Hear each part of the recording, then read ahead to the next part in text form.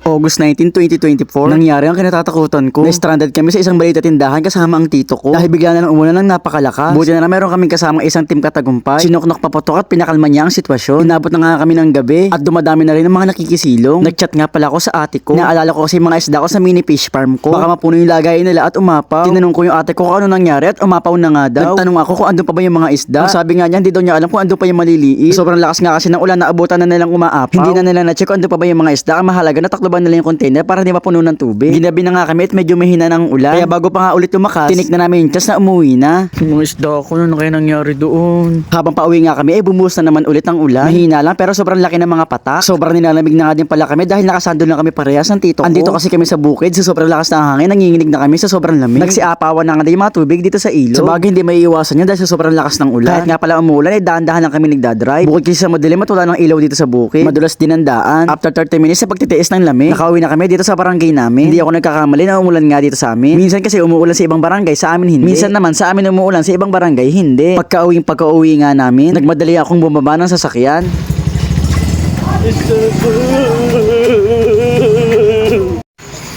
Isda ko, nangyari? Isda ko, ang daming taklob.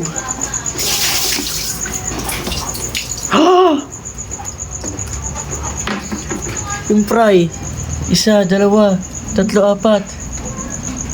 Asan isa? 5. Asa yung dalawang ano, malaki, ayun. Isa. Asan yung isa pa, ayun. 2.